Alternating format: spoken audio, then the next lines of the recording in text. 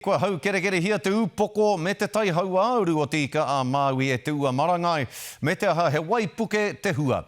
Kua katia e tahi huarahi hakoa te kino o te waipuke. Kāre i tino kino rawa atu nā ngā rautaki waipuke i whakatūria ai i ngā tau tatanei. Aneira a Regan Paranihi. Waipuke ana te mata o te whenua. Kua puare ake ngā tātou o tēnei marae ki te hunga kua pā kino nei e te waipuke. Aorangi Marae is ideally placed close enough to town but far enough away that we're not really affected by the floodwaters that happen in the township.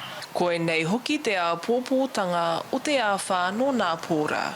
The last 24 hours has been very much in emergency mode, with our emergency operations centre kicked into gear about 5 o'clock last night. Heita oriana pai wai e hara tēnei i te roti o tuatahi. Me te aha, ko te hāpai ake i ngā tāngata e noho toi maha ana te whainga matua. We're fairly practiced in terms of a welfare response, so it's really about pulling in those agencies as well that can help in that respect. Ki hai te hapori o Kawakawa i te tauhau ki tēnei momo āhuatanga. Ka mutu ko te rerekētanga o nāia nei ki tērā o te tau 2004 e ri te marika i te taone kia kaua anō te tehi mano wai e pupu ake pērā rawa te nui. 2004 taught this region a lot of lessons around what could go wrong, and the Redline spillway north of Fielding was a key outcome of that. The infrastructure that we've been doing over the years since 2004, the big pipes that have gone up in the northern part of Fielding with the new residential area are certainly coming into play. Ka aromata waitia e te rākau whakamarumaru i tēnei take,